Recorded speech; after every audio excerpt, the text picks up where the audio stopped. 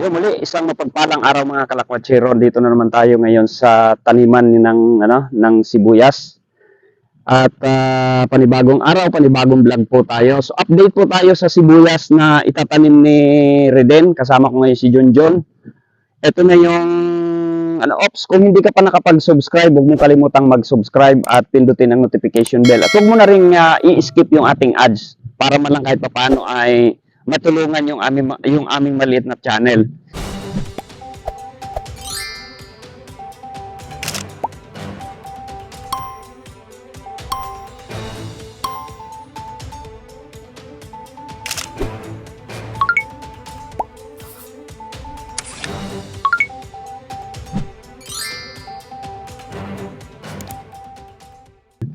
Okay, so yun, kausapin natin si Junjun kasi ito na yung punla ng sibuyas. Ganyan na siya kahaba. Mga 3 inches na, no? Mm-hmm. Bali, ilang araw na ito, Jun? Ano po yun eh? 15 ng pinula. Lapit na yun. Nung arrange pa natin pinula na yan, nagpita na tayo o na ngayon. Oo, ay di nasa 16 days na. 16 days. 16 days na. Mga ilang araw bago bunutin yan? Magpan, 45 days. 45 days. So, estimated na natin yan. Maximum yun talaga yung eksaktong 45 days. So, ibig sabihin, mga Enero 25 ang schedule na bunot nito. Ayun, 45 days pala mga kalakwatsero ang sibuyas natin, ang punla, bago siya bunutin. At pagkatapos niyan, itatanim naman doon talaga sa taniman. So, sa itong, bali ilang bali ilang lata? 5 po yan. 5 lata. Tapos ang punla natin ngayon dyan ay na yan? Red Allium. So, Red Allium to mga kalakwatsero. Ito naman ay itong sa tiyuhin mo na to. Super po yan. Super Pinoy to, no? Super Pinoy itong kabila. Ito ay Red Allium. At siguro sa susunod na update ulit tayo mga kalakwatsero pag nandun naman tayo sa pagbunot, kunan natin ng video yan, no? Para talaga ma-update yung ating mga manonood na aspiring na gustong magtanim ng sibuyas. Okay, sa susunod bigyan tayo ng mga tips ni siguro ni Junjun. No, paano ba diyan magpalaki ng dito muna tayo sa similya kasi ito lang yung update natin eh. Paano ba magpalaki ng similya? Bago doon muna tayo. Bago itanim yung punla kasi hindi lang yun na specific doon sa una nating video eh. Bago itanim yung punla, anong gagawin yan? Bulong pa yan, bago istra natin ng pampunggos, pulyar. Bago itanim, yung lupa muna yon. Ano yung ipang-aabono natin? Hindi po natin na iabuno. Yun lang po muna iabuno natin sa punla. Anong abono? 1620 po. 1620. Plate. Yun yung yurga? Hindi po, iba po yan. Iba yung na yan? Okay, 1620 muna, parang basal ang gagawin. Ayun. Bali, pagkatapos na i-flat, kapag ka-ready na siya, saka siya sasabugan nung 1620 na yon. Hindi po, pag nakabuklat na tayo ng pag nakabuklat na ng tabon. So una, wala ka talagang ilalagay dyan pagkatapos ng flat. Ano lang po, isprayan bago papatubigan ng pang insekto. Bago itanim yung pula. Bago ibudbud yung buto, i-sprayhan ng anti-fungi. Tama? Tapos, saka ilalagay yung buto. Tapos, ilalatag yung takip. Ano ba ang purpose ng takip? Para hindi po mabilad yung buto, yung ating buto para hindi matuyo siya. So yun yung purpose ng takip. Yung katulad niyang may mga pula na yan, mga kalakwatsero. Yan. Okay, so yun yung purpose niya.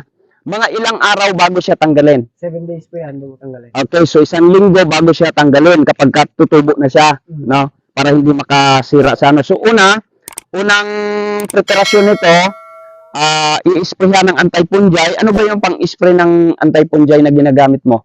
Yung brodan po na pinabili ko. Yun. So yun yung brodan ang inilalagay nila dito, ini-spray. Pagkatapos niyan, tatakpan ng pula na na yan, and then wala nang i-apply na doon, spray mo na. Tapos pagka 1 linggo, tatanggalin yun. Tapos mag-i-spray ka ulit, hindi na muna. Mag-i-spray po. Mag-i-spray ulit yung brodan na naman. Anong purpose nun? Para kung may fungi, mamamatay siya. Okay, so wala sa preparasyon ng punla, wala ka munang i-apply na abono dyan. Wala pa. hanggang sa maano siya, mabunot siya hanggang 45 days. So, yun.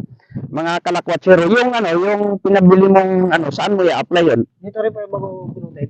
Bago bunutin naman, para saan naman yung, anong tawag na doon? Arangkada? Ay, sa Pandamo po yan. Sa Pandamo. Arangkada at saka ano yun? Gleta din. Glito di. Ayun, so tanda mo din yun. Pandamo. Bago siya bunutin. Mm. Mga ilang araw bago bunutin? Mga 1 week po. Mga 1 week. Bakit kailangan pang lagyan nun, ibubunutin naman? Malinis po yan. Malinis po. Yun, para pag hindi sa labal, hindi mapuot yun.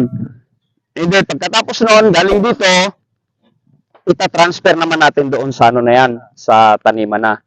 Okay, so sa pag-transfer, pagdating doon, mga kalakwatsero, doon tayo mag-update ulit. Ano yung preparasyon na gagawin doon? Wala pa ba tayong trabaho doon sa wala pa sa ngayon? Pag timbrihan mo ko kung halimbawa may preparasyon ka doon bago i-transfer doon para ma-update din natin yung mga manonood natin. Yung mga gustong magtanim ng sibuyas, yan, para okay lang naman siguro na matuto sila, no? So, ayun mga kalakwatsero, ito lang yung update muna natin ngayon. Ayan, so far na maganda yung tubo ng ating punla. Praise God. No, sana ay pagpalain ng Panginoon itong ni Junjun na to para naman kumita. Ano diyan? Para naman may pagpapala. Yan, siguro mga kalakwatsero, wala na tayong ngayon itatanong sa kanya kasi yun lang naman yung preparasyon talaga sa punla.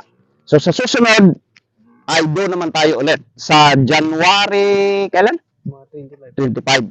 Ano yan, pagbunot dito, diretso talaga, isang araw lang, diretso tanim, no? Kinabukasan po ang tanim. Pwede pala yung ganon? Okay, so kinabukasan ang tanim. Kala ko, kaya maraming tao, pagka bunot dito, diretso. Hindi pa. Pwede pa pala yan. Ayun. Ayan, may tatanong ako sa iyo na naging problema. Yung punla nila, natunaw yung dulo. Ay, ano po yun? Nasunog. Kulang po Oo, nasunog. Kulang po sa dilig. Sa tubig. Kulang sa tubig yung ganong klase ng Meron po yun. Kasi yung mga yung dulo-dulo niya dyan, talagang siya, nasunog. Kulang po sa tubig ba sa pag-spray po siguro ng panta mo. Pag-i-spray na sobrahan. Nasubrahan. Kailangan pala, eksakto din talaga yung dahil pag nasubrahan, pwedeng masunog yung sibuyas. Oh. Ayun. So hindi rin kaya epekto yun ng hamog, gano'n? Hindi po yun. Hindi. Dito may hamog naman dito. Meron po dito. Kada maga lang. Oo, kada umaga. Dilig po pag maga. So ang pwedeng posibleng problema nun ay maaaring asa nag-aalaga. Sa pag-spray niya po. Sa pag-spray, napasubrahan, kulang sa tubig. kulang sa tubig. So yun yung nagiging problema. Ayun. So yun pala mga kalakwatsero kasi meron tayong doon sa San Jose na ang kanyang punla nasunog. Talagang nalusaw yung mga dulo. Maulian pa ba yung ganun? Mahulihan po ba yan pag natubigan siya? Na-applyan ng maayos sa pag-i-spray. So, yon pala mga kalakwatsero, kaya iba talaga kung sanay sila sa ganitong crop, sa ganitong tanim. Alam agad nila kung ano yung nagiging problema. So, yon kung bakit natin tinanong kasi nga sayang yung nababansot na no? Naalanganin na yung Kaya ka na pa nag-okra ng pansibuyas. Oo. Kaya na-adjust yung bunot pagpabunot nila. Dapat nung kailan pitsados dapat So na-adjust ngayong adjust daw ang bunot kasi nga siya nasunog eh.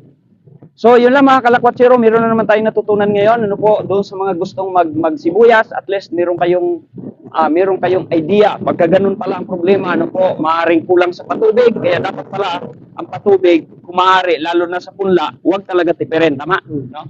Huwag tipirin, dapat eksakto talaga kasi pag sumobra, anong mangyayari? Tawan mo po siya. Okra na eh. Yun, dapat talaga sakto lang. Pag sumobra, masisira din. Pag kumulang, sira din. So, kaya dapat pala eksakto lang. No? Paano mo malalaman na eksakto yung tubig? Kalahati lang po pag nasaktan. Kalahati. Tapos, ilang araw na nakababad? Isang araw lang doon. Kahit isang araw. Tapos, kada ilang araw ang dilig, ang nagpapatubig. Pag nahati po siya, mga may isang linggo. Katulad nitong ganito, anong Ano pa po yan? Tagal pa po yan. Tutuyo natin pa. patutuyuin siya. As in talagang ganito yung mangyayari. Tuyong po. Tuyo-tuyo talaga bago tubig ulit. Ayun. So hindi panay-panay na patubig kasi masisira din pala ang sibuyas. Okay, so yon, salamat sa ating master no na nagturo sa atin ngayon kung paano yung may mga problema na ganun, may mga sakit na ganun. So, tara. Sige, yun lang mga kalakwatsero. Kung hindi ka pa nakapag-subscribe at nakaabot ka sa dulo ng video ito, huwag mo kalimutang mag-subscribe at pindutin mo na rin ang notification bell. Piliin yung all. Salamat din sa hindi mo pag-skip ng ads natin para naman matulungan kami kahit pa paano sa mga nag-uumpisang mga vlogger. Ano po? Yan, siya nga pala, shout out sa kay Junjun, no. Siya yung nag-aasikaso siya yung master na tinatawag natin dito sa Sibuyas. Okay, so bye-bye mga kalakwatsero. God bless po. So, ganun.